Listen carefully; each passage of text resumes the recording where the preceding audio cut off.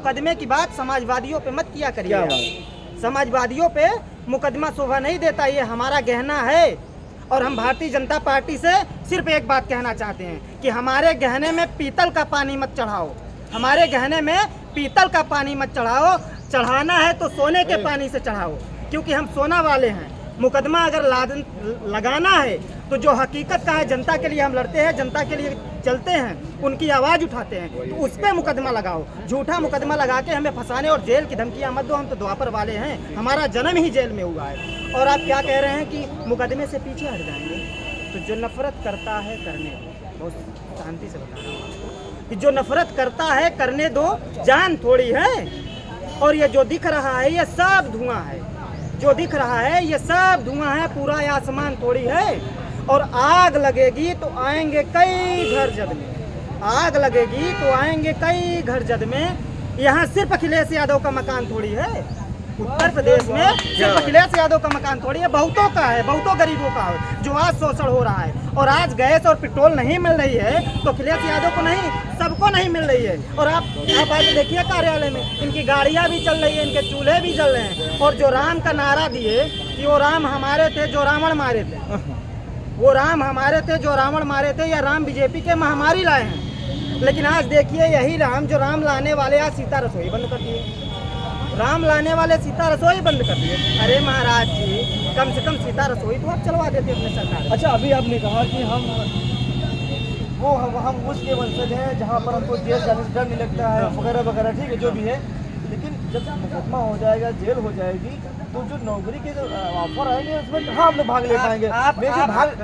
आप जब आरएसएस और बीजेपी से फंडेड रहेंगे तो हमारी भावना और हमारी बातों को कभी समझ नहीं सकते। मैं खुल के आपके मुंह पे कह रहा हूँ, जब आप आरएसएस और बीजेपी के फंडेड रहेंगे तो आप हमारी भावना का कद्र नहीं कर सकते, नहीं समझ सकते आप। हमने आपसे क्या कहा कि मैं कोरोना से पहले हाई स्कूल पास किया, कोरोना लगा तो मेरा इंटर प्रमोट हुआ, और इंटर की बुक तक मैं नहीं खरीद पाया, कोरोना की वजह से बुक आई तक नहीं। और इंटर के बाद मैंने कोई शिक्षा ग्रहण नहीं किया। तो हाई स्कूल जब मैं पास हूँ तो हाई स्कूल के लेवल की नौकरी कहाँ दी जा रही है? मिलेगी नौकरी? योग्य हूँ मैं? तो जब मैं शिक्षा से वंचित रह गया तो नौकरी कैसे ले सकता हूँ? सरकार को बांधते हैं क्या आप? मैं क्या बोल रहा हूँ? फिर वही बात, आप क्या बात करते हैं पत्रकार जी? कम से कम बात तो समझिए। मैं कहना क्या चाहता हूँ कि 2019 से पहले मेरा इंटर हाई स्कूल पास हुआ, जब कोरोना लगा, कोरोना स्टार्ट हुआ तो मेरा इंटर गया, तो इंटर तो मेरा प्रमोट हो गया कोरोना में।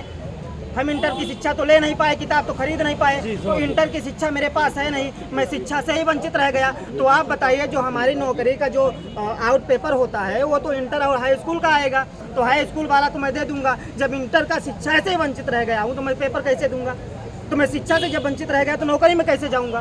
तो नौकरी की बात मैं क्यों करूं? जो हमारे युवा साथी बचे हुए हैं उनके लिए मैं कह रहा हूं कि अब ऐसा नहीं होगा। अच्छा, क्योंकि अब अखिलेश यादव आए।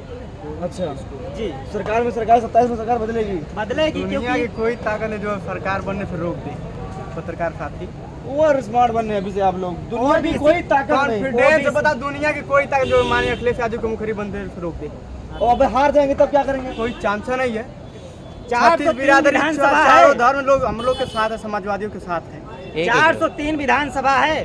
2024 की लोकसभा में भारतीय जनता पार्टी ने एक नारा दिया था कि 400 हमारे हैं, लेकिन आज मैं नारा दे रहा हूं कि 300 हमारे हैं, 103 में बंटवारे हैं। 300 हमारे हैं, 103 में बंटवारे हैं, और 103 में वो भाग हमारे हैं जहां वोट तुम्हारे हैं। वो वोट बीजेपी के हैं मगर विकास समाजवादियों के, इसलिए 103 में भी बंटवारे हैं।